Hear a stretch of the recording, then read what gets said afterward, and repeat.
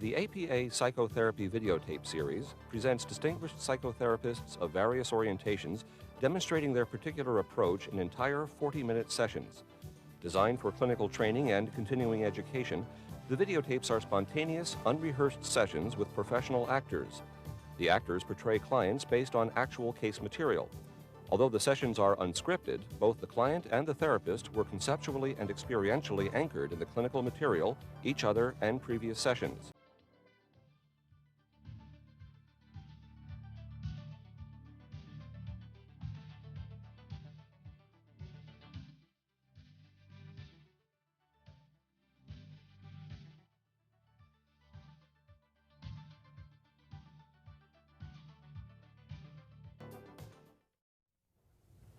Hello, Matt. Hello, Francine. How's the week been for you? Well, it's been a little better. Not all that much, but I had been thinking about my father since our last session, and coming to terms with that, finally grieving for his death, thinking over how I reacted right after the death and joining the police force and everything, going through that period again. You know, work's been okay, actually a little bit better there. Still, there's periods where I'll just, I guess the only way to describe it is just shut down. I'll get this feeling in my body, like my chest will just tighten up, my arms will just go limp, and it's almost like I can't do anything. I've tried to keep a log and write some of these things down like you told me to, but I haven't really written everything down. Sometimes I just forget about it. But have you noticed what triggered those feelings? Sometimes I do. There was one incident I do remember. Was there was this group of kids that were just goofing around, you know, at near one of the checkouts, and I was keeping an eye on them. Just, you know, they weren't really doing anything out of the ordinary, really. But then all of a sudden, I got this intense fear about my wife, and I just couldn't do anything. I had to go back to the rest area that we have, our little break room. And just get away from everything for a while, because it just like I couldn't deal with it, and I don't know what happened. After a couple minutes, you know, I went back out there, but then the kids were gone. So I guess I was able to calm down after that, and the rest of the day was kind of okay. And there were other times during the week like that, but I don't remember specific things that triggered anything. Okay. Did you remember to use the self-control techniques we talked about, the stress reduction techniques? Yes. When I was in the break room, that's where I did that, because I could be away from people, and I was just reduce the things happening around me, and just take the deep, slow breaths, and to try to you know, clear my mind and remove that specific image from my mind. Okay, great. How's your sleep been? It's been okay. At least I've been getting a little more sleep, it seems like. I don't wake up in the morning totally exhausted. I have had 2 nights where I did wake up with the nightmare that had been recurring. Sam again, you know, and just waking up with that feeling of, why didn't I stop it? What didn't I do right? Why did it have to happen? Okay. Did you notice anything during the day that maybe triggered that dream? Let me think. Oh yeah, that was that day I had written some stuff down, like check. Oh yeah, that was the day that there was one kid that had come in, and he was kind of just hanging around, not really looking at anything. You know, like if you're shopping, you'd be, you know, looking at something, picking things up, looking at it. He was just kind of wandering around, kind of glancing over his shoulder and so forth. And I remember thinking to myself, what's he up to? Why can't I figure out what he's doing? You know, is this something I should be worried about? Is it something I should not worry about? And after a while, he just kind of left the store, so I didn't think about it anymore. And then that night is when I had the nightmare. Okay. Do you want to tell me about the dream a little bit? Yeah. I woke up, it must have been about 4:15, something in that time frame. And the first thing I remember is seeing Sam's body in the morgue again on the table. He was laying there. I remember feeling, why did this have to happen? And then I remember the coroner asking me to come over, I guess to identify the body. And then I noticed that Sam was trying to say something. I mean, I saw his lips moving, and I thought I heard something, but I couldn't figure out what it was. Just after that is when I woke up and remembered all of this. Okay. Now, Matt, remember we spoke last time about how it was the perceptions that were there from the experience in the morgue that seemed to get locked in the brain, exactly the way that happened. Okay. And so things can trigger it, like the thing that happened at work, can trigger the dream coming up. But the dream are just those older perceptions that are coming up. And what we're going to do here is just process them. In other words, digest them, okay? So let's go back to the actual experience that you had where you saw his body in the morgue, okay? We started with that last week, and we're going to recheck it again now, okay? All right. So bring the image up to mind. Okay. And the words that go along with it that describe your negative feeling last time was, I should have done something. Do they still fit? Yes. Okay. Why didn't I do more? What could I have done? Okay. And let's hold that in mind. And where do you feel it in your body? That same feeling, like a tightness and a sensation that goes across the chest into the shoulders, and almost a tingling in my arms. Okay.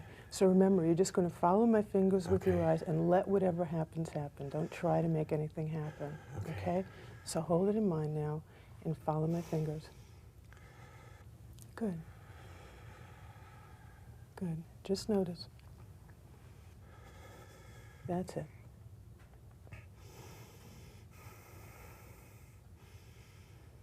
That's it.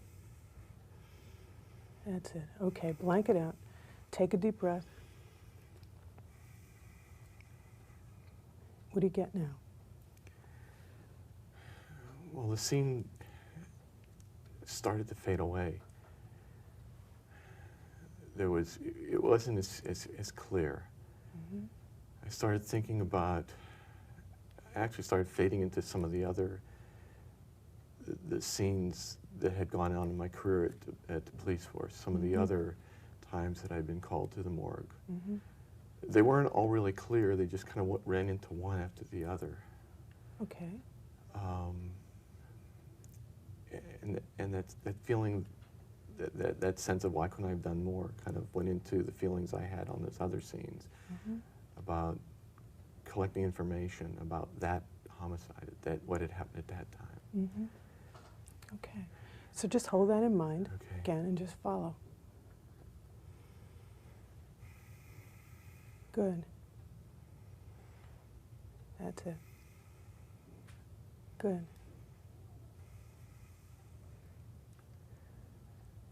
Good. Blank it out. Take a deep breath.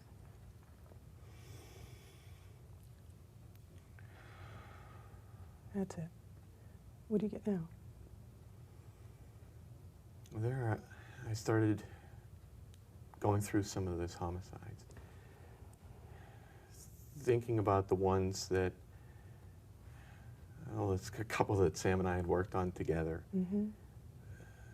and thinking that there were some of the ones we had closed out.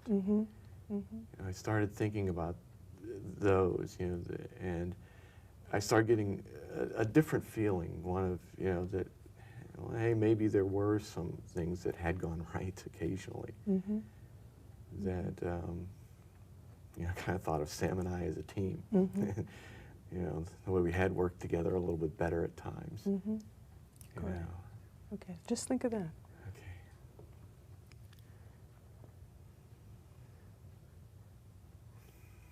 Good.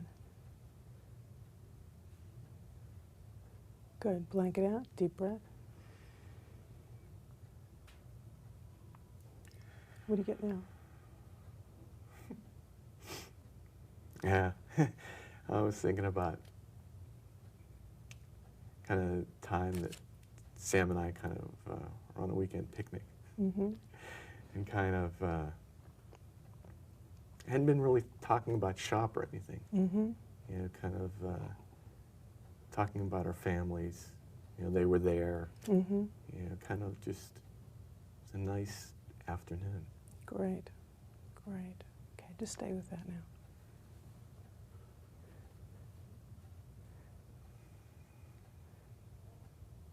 Good. Blank it out. Deep breath. What do you get now? Well, I kind of had it. I was thinking about the times that picnic, and then went back to feeling good about the times we had worked together. Mm-hmm.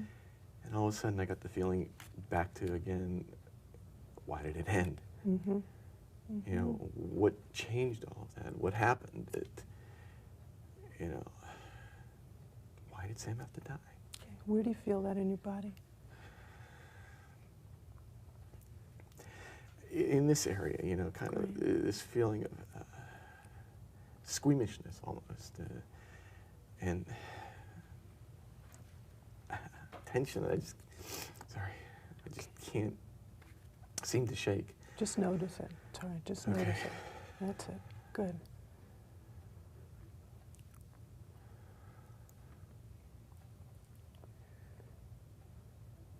Good. Blank it out. Deep breath. What do you get now?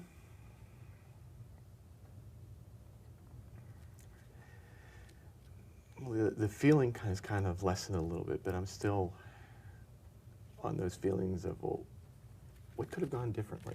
Mm-hmm. What is it I didn't do? Mm-hmm. Why did I let it happen? I mean, I wasn't there for him. What do you think you could have done?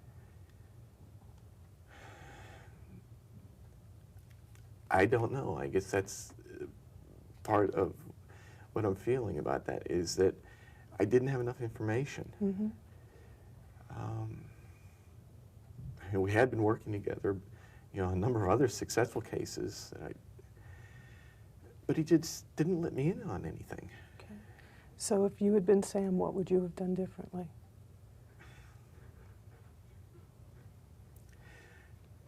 Well, I guess what I would have done differently was I would have talked a little bit more about what I was up to. Mm-hmm. You know, I mean, maybe at least that way, if I had been keeping Sam informed, and if I had gotten into a tight situation, I'm sure that he would have known what was going on. That he would have known what was happening, and he could have stepped in. He could have helped. He could have done something, or at least been there as a backup. So just think of that. Just think of that.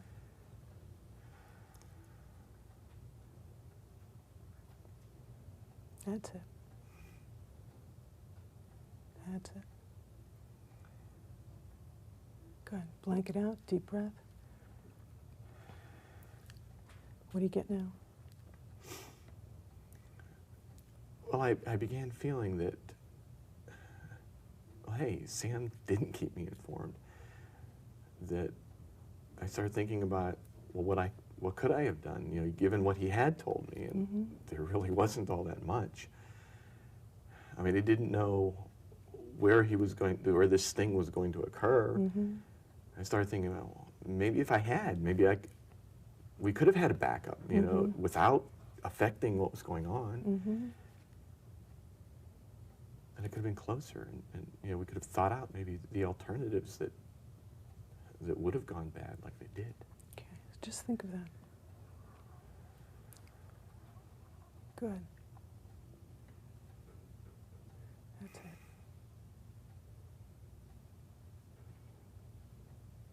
Good. Blank it out. Deep breath.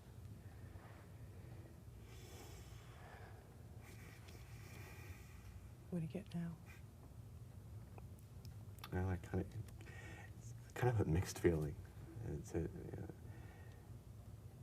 one that got kind of a feeling that says, well, maybe I did everything I could do. Mm-hmm. That I really didn't do anything wrong. Mm-hmm. And then a sense of sadness that, you know, Sam didn't keep me up to date on what was happening, what he was planning, and that that was a mistake.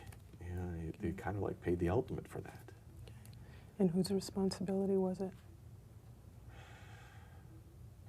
I guess in that case it was Sam's. Okay.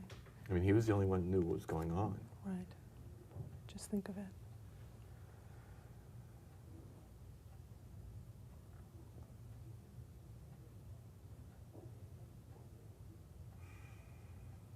Good. Blanket out. Deep breath.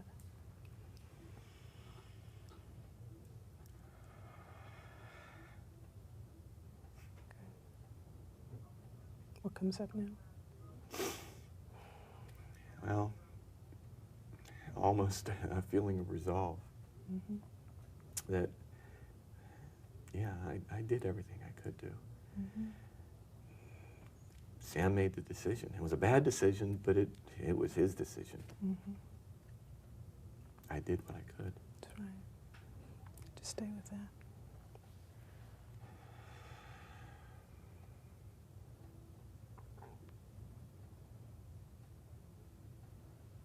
Good. Blanket out. Deep breath.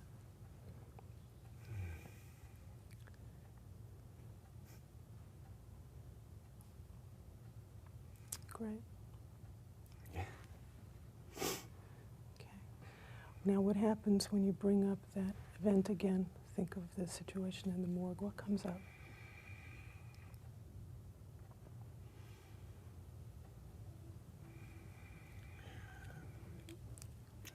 I start to get that anxious feeling again, but it's nowhere near as intense. Mm-hmm.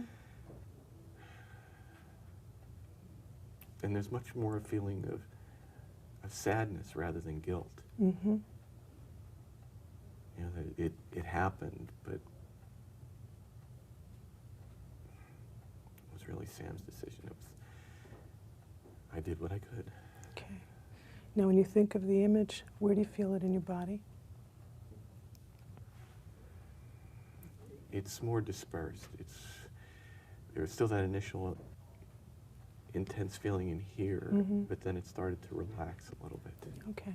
So just think of the image, feel the feelings, Okay. and just follow.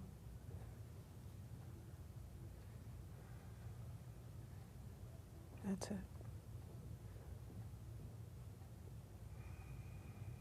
That's it.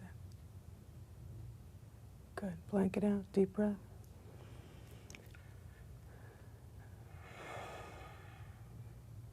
What do you get now?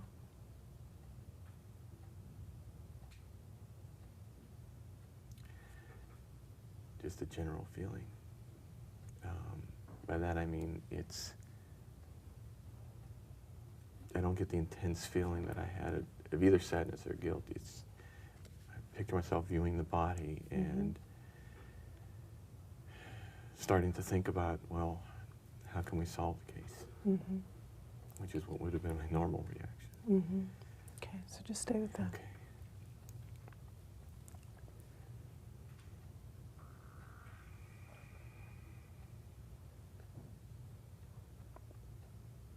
Good. Blanket out. Deep breath.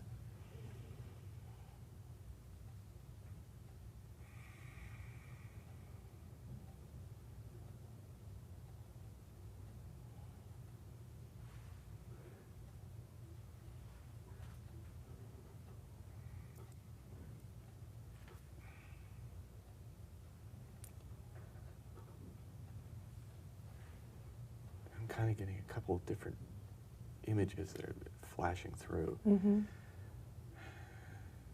I started viewing Sam on the table again, Mm-hmm. and then going through another homicide, Mm-hmm. the one before that, and going through a couple of others that had, over the years that I had worked on with different partners. Uh-huh. And then all of a sudden, I got this gut feeling that something else was wrong. Mm-hmm. one of the other feelings that had been coming up during the day, this feeling that something was wrong with my wife, that something was happening.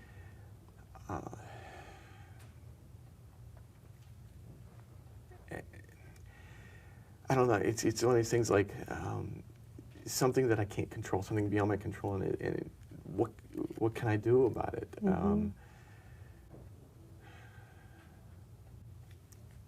I don't know, I get anxious again, and those other feelings are starting to come back. Okay, now remember, it's the old stuff coming up, all right? So just notice where you're feeling it and follow. That's it. Good. Good. Just notice. That's it. Just notice. Good. Blank it out. Deep breath. What do you get now?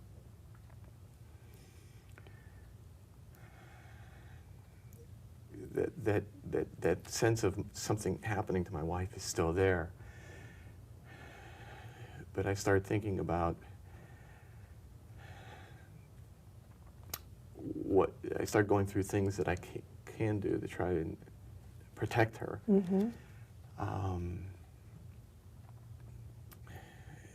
Well, I had gotten a job, started thinking about that, the job that I had gotten near her, where she was the manager, just so I could be close to her, in case something did happen. And when I think about that, I do get a sense of a feeling like I have taken some action. That sense of guilt kind of goes away or lessens. And that feeling, that intense constriction, that kind of relaxes a little bit. I don't feel it as intensely, but I still get a sense of what can I do to totally protect her? Okay. Okay.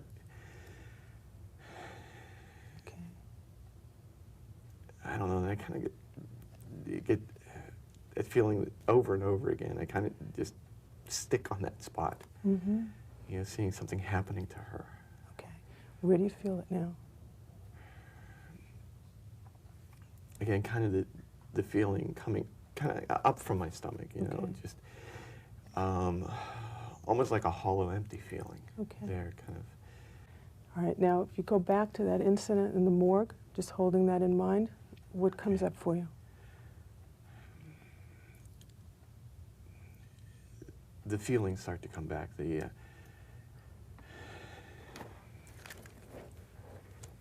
That sensation in my chest. And I don't know, it's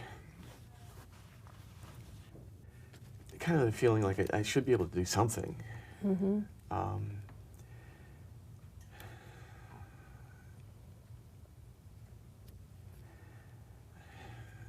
I don't know, I just keep getting that same feeling.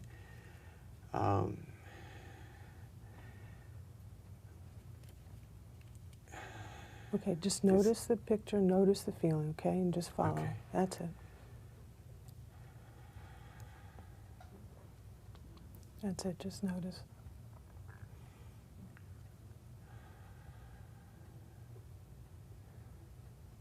Good, blank it out, deep breath. Good, what do you get now? I still have that picture there. There's a sense that I should be able to do something, that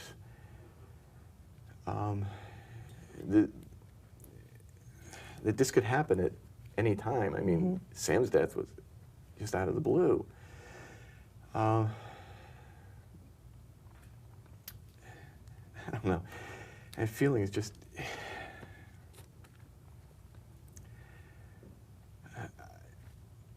I've got to do something. Okay. Just notice where you're feeling it and follow. Good.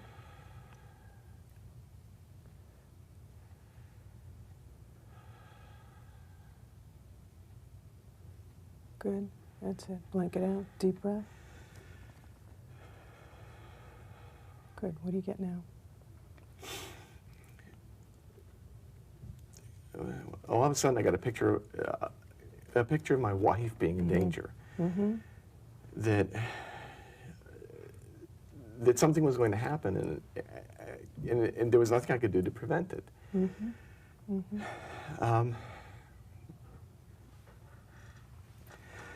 I've got to do something. The feeling that it was almost that sensation intensifying. I mean, getting larger, becoming higher in my chest. Okay. Okay. Where's your wife right now? Well, right now she'd probably be at work. Okay. And when's the last time she consorted with criminals? Well, none that I knew of. Okay, just think of that. That's it.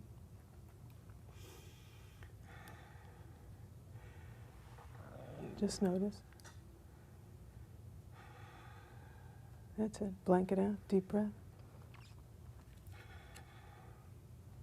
Good. What do you get now? Well, I'm getting a picture of her at work. Dropping in on her enough. I've got enough times to see her there. And I see her kind of working with the other people at the office. It seems to be a normal day. I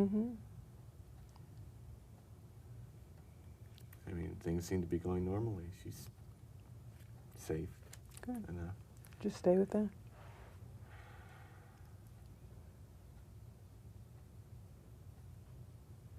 Good.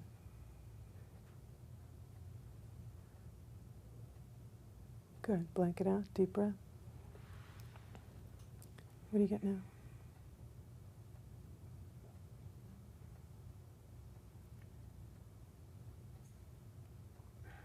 I feel more relaxed. I keep going over images of her working and then us at home. And things seem, she's safe. And things seem to be okay. Great. Good. Just notice that.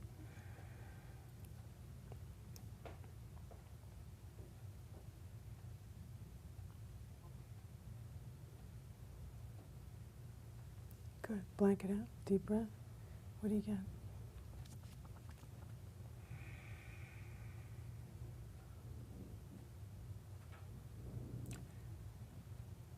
Well, I kind of went from those feelings and those images of us being together and that feeling of, almost a feeling of comfort of us being together. I kind of jumped over to a couple other times I felt that way. Times at work where they had given me an award for all the cases that I worked on, for having the highest completion rate, on the force. And kind of the other times like that where working together, that we had solved a lot of cases, and a sense of satisfaction, feeling good about what had happened. Great, great. Just notice it.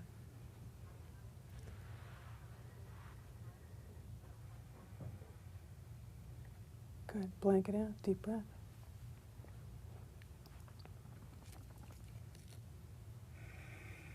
Good. What do you get now?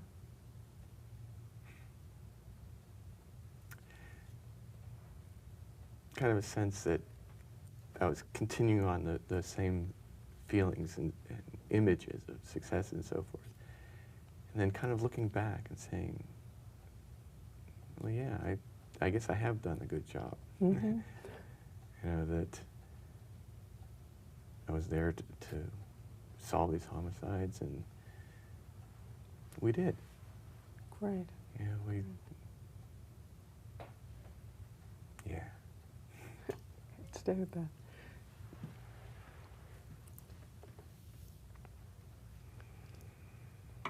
Good. Blanket out, deep breath. What do you get now?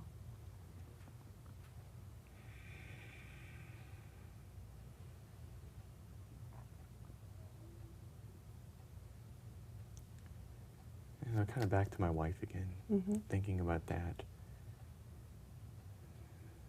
And kind of getting a little anxious again, the feeling of her being away. But it wasn't as intense. I didn't feel, but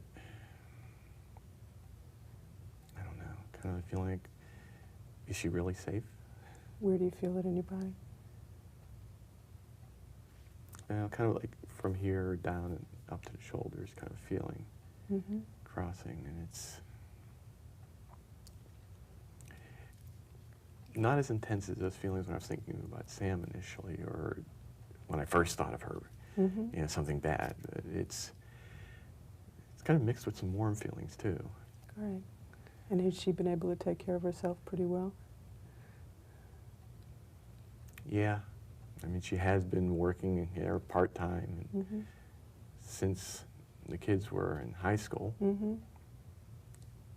She's been at it a number of years, and yeah, I mean, she tells me what happens there, and she's been able to take care of her own. Okay, just think of that.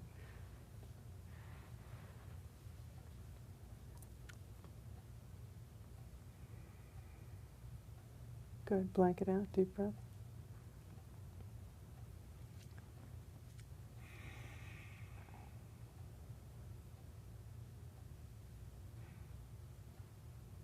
What do you get now?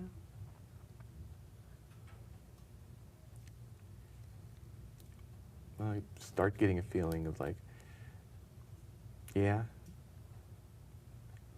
she's been able to do her job.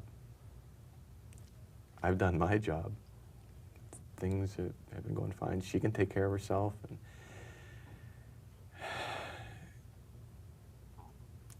I guess I'm doing what I can. Okay. So let's go back again, bring up that incident in the morgue. What do you get now?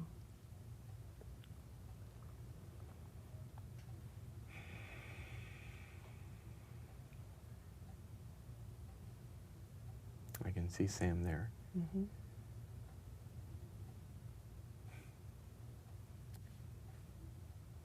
Really no feelings that I had. Those intense feelings I don't feel at all anymore. Kind of a sense that, yeah, I did what I could do. Okay. Just notice it.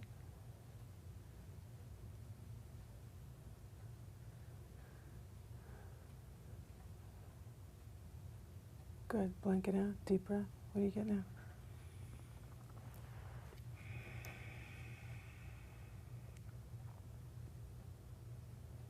Just a general sense of relaxation. Kind of almost a feeling that something's just drained out of me.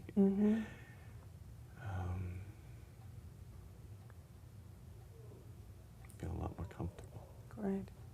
And what happens when you bring up that image from the nightmare? Just hold that in mind. What do you get now?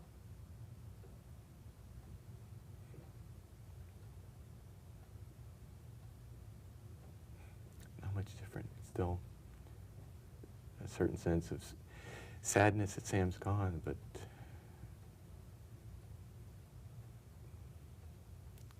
it's over. Okay, just hold on.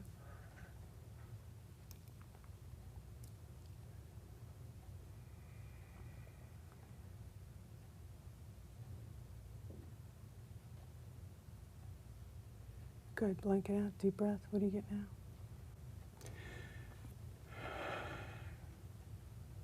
I picture Sam there, and I know that in that situation, with what Sam had told me, what little bit that had been, that I had done what I could have done. Mm-hmm. That we were partners. We had done a lot of good work together. We had solved a lot of cases. And there was really nothing else with Sam's case that I could have done differently. Mm-hmm. That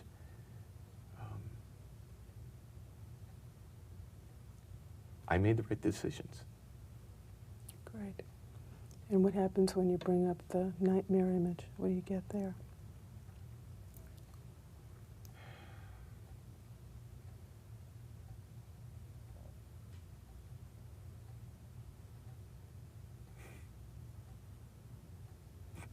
A sense that I can almost,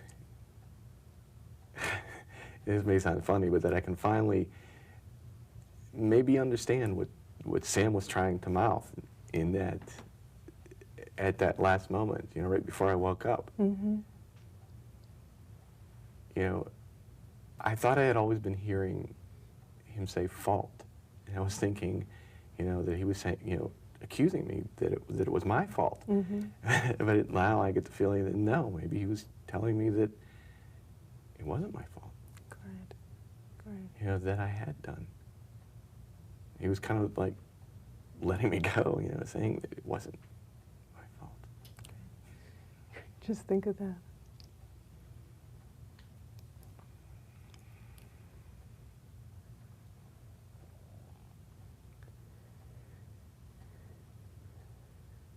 Good. Blanket out. Deep breath.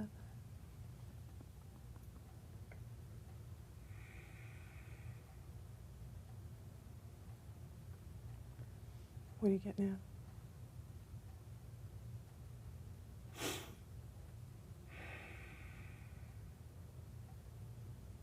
Well, in a way, a little bit of a sense of satisfaction. Mm-hmm. Just thinking of my wife and the good times that Sam and I had together. It's great. It's great. So we go back to that original image, that original incident, Mm-hmm. and you think the words, I did the best I could, from 1 completely false to 7 completely true, how true does it feel? Right now, I would say 6. Okay, Yeah. great. Hold the 2 together and just follow. Just think of it.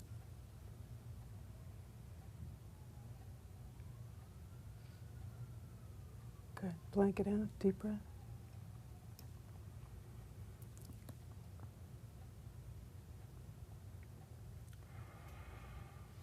Good.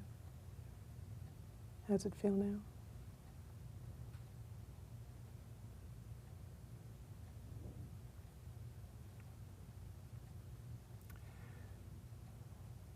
I definitely did the best I could. I did only what I could do with the information I had. Great. Just think of that.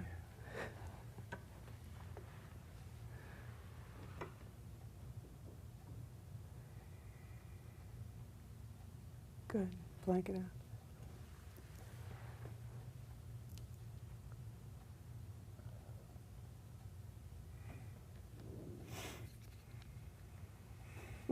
Great.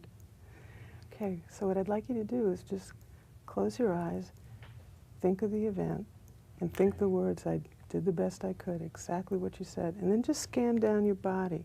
See if there's any tension or any physical sensation anywhere. Let me know. Okay.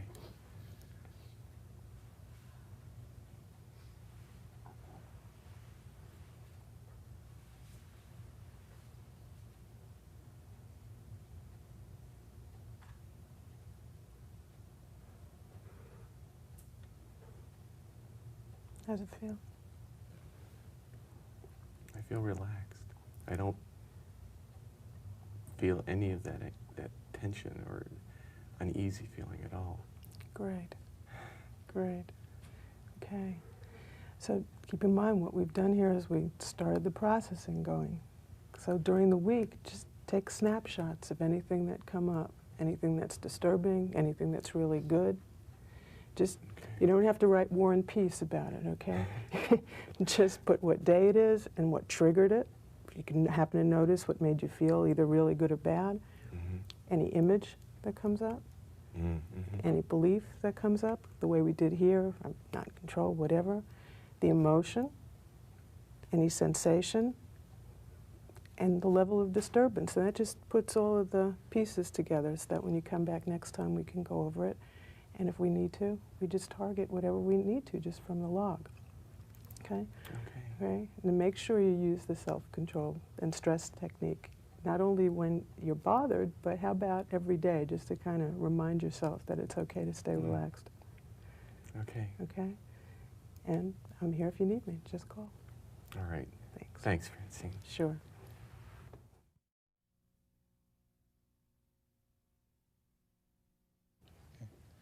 What are your impressions of or your feelings about this demonstration?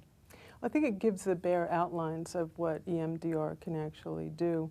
The stimulation of the information processing system for people brings out different awarenesses, connections, and insights, and you really have to have a real client there to get the full essence of it, but I think it demonstrated what we generally do.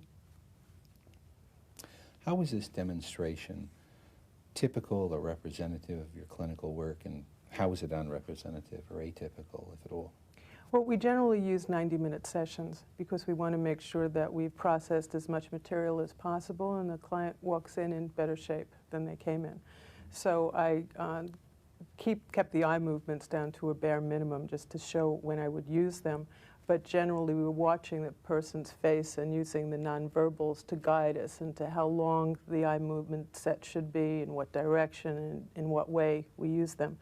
It's a very interactive approach, and it's not about just moving the person's eyes. That's more like a scalpel, when the surgeon has to know exactly where to use it and what to do with the material that comes up. We use the interweaves and the different questions that I asked at different times that a person may be stuck. And we found that when we're processing trauma, particularly, there are 3 different stages that people may need a little help with. And one is, whose responsibility was it? They get fixated, especially with younger trauma victims as well. They get a sense of they caused it, and that has to be addressed. And then another level is safety. They still have fear locked into this system, and so sometimes they need that to be helped. And then a final stage, often you have to help a client get a sense of, as an adult, or now I'm in power and I have choices. But we also use questionings and what we call cognitive interweave in order to help bring new information in the system at any time. So the whole concept is that the perceptions that were there at the time of the event become locked in the brain in the form that they were input.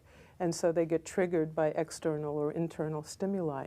What we're doing with EMDR in an 8-phase approach is that we prepare the client in a certain way to be able to just let whatever happens happen. So when we access that material and then stimulate their information processing system, connections are made, other memories might emerge, insights come up, new awareness, and the lessening of disturbance is just a byproduct of the full reprocessing.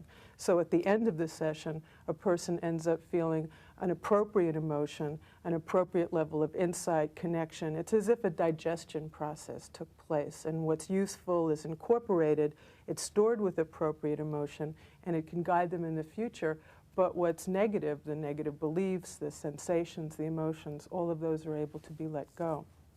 So in an average session, we may be dealing with the earlier memories that set the foundation for the problem, or we might be dealing with the present triggers that cause the disturbance to come up, or we might be teaching the client new skills and behaviors and incorporating that for the future. So EMDR is used with the different stages of the therapy, as well as in reprocessing, we're basically talking about learning. So it's not only letting go of negative, but it's also being able to enhance the positive. The integrated approach means that we use aspects of psychodynamic therapy, cognitive therapy, behavioral therapy, systems therapy, and so this particular segment is representative of what one part of one session might look like, but every session is quite unique because it's developed and customized to the need of the client at that stage of therapy. On the basis of this session, what might you carry over and address in the next session? What might you want the patient to do between now and next time? Well, we have to make sure that the client is prepared for the potential of more processing in between sessions, because we've started to stimulate that information processing system, and so it can continue naturally. So the client has to be prepared for new memories that might emerge or new emotions, and be able to take a snapshot of them. They have to know that they shouldn't take them seriously, in that if feelings of despair or sadness comes up, it may simply be the material, the old material that we started processing. So we train them to basically take a snapshot and keep a log. They put down the trigger, whatever it is that caused the disturbance. Then they put down the image, whatever image came to mind. Whatever belief, like the negative belief we used previously was, I should have done something. So whatever negative thought might come up, they jot that down. They jot down the emotion that they're feeling. And they jot down the physical sensation that they have and the level of disturbance from 0 to 10. This keeps training the client that they're larger than the pathology. They can view the symptoms.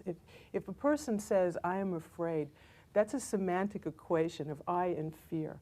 And what we're trying to show the client over and over again is that they can notice it. They can notice it. And this way, by keeping a log in that way, they're actually seeing the different components that make them fearful or make them anxious. So they start seeing patterns in their own behavior. And by taking these different components down, they can see how they change. The physical sensation might have been in their stomach, and then it was in their chest. And we've also taught them self-control techniques to use. So after they take the snapshot of it, they then sit down and they use the self-control techniques to get rid of it. So over and over again, they learn a sense of self-mastery. They can create it. They can destroy it. They don't have to be overwhelmed by it. They don't have to be overcome by it. So in between sessions is quite important for them to start integrating the material. As they're learning new insights and they're developing new behaviors, often those happen spontaneously. And so part of the log is for them to notice how do other people in their world react to them. Because just because they start developing a greater sense of self-efficacy and control, it doesn't mean everyone in their life is going to be thrilled with their newfound assertiveness and ability to set boundaries. So part of the log is then allows them to come back and speak to the clinician about how other people are reacting to them. And then you'll have to talk and instruct them about how they might need new behaviors and new ways of approaching it. So the overall clinical goal in EMDR is to get the most profound and comprehensive treatment effects in the shortest period of time while maintaining a stable client within a balanced system. So that means you have to use everything you know as a clinician, and you also have to teach the client to stay as mindful and aware of their own world. And also what you want with the log is feedback, in vivo exposure. New things get triggered, new behaviors emerge that might be dysfunctional, and it's the clinician's job then to analyze the log and see what the new targets need to be. I wonder if you'd like to take a few moments and talk a little bit about how your approach compares with earlier ways of treating trauma and other approaches to treating traumatic events. Well, the previous research, controlled research that had been done on working with trauma, the best of it that had been done with single trauma victims was a study of rape victims. And in that, they used flooding, comparing it to cognitive therapy. And flooding was generally the one associated with trauma victims. And what you'd have the victim do is hold in mind the worst, most disturbing part of the memory, and the clinician's job would be to have the person concentrate on the disturbance for 25, 45, 90 minutes at a time and feed details to keep them fixated on the most disturbing part.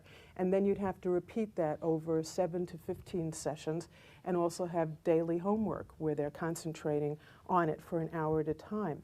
Now, the controlled research showed that after 7 of those sessions, we still had 45% of the people with a PTSD diagnosis after 30% had already dropped out. Now, the difference with the EMDR is that the controlled research is showing that 84 to 90% no longer have PTSD after only 3 sessions. And the difference is that we're bringing together aspects of behavioral and cognitive and psychodynamic therapy in addition to the stimulation, which appears to increase the rapid effects.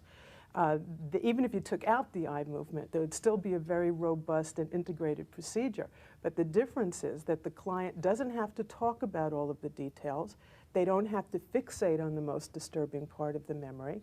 The clinician doesn't have to feed the details into the client, and you're not forcing them to maintain any particular thing in awareness. As we're doing EMDR, we're following the associations of the client, and the amount of concentration they need to have on the most disturbing part might be only a couple of minutes. So they're able, by the end of the 90-minute session, to feel much better about themselves and much better about the event, because it's as if the material was already metabolized. And in following the process of the individual, rather than trying to impose a structure such as stay with it and hold it and maintain it, or I'll have to give you all of the answers, as it might be in certain types of hypnotherapy or psychodynamic therapy, this appears to let the connections and the insights and the associations of the client take over, which often allows these rapid treatment effects to emerge. You have just viewed a demonstration of EMDR for trauma conducted by Dr. F.Shapiro.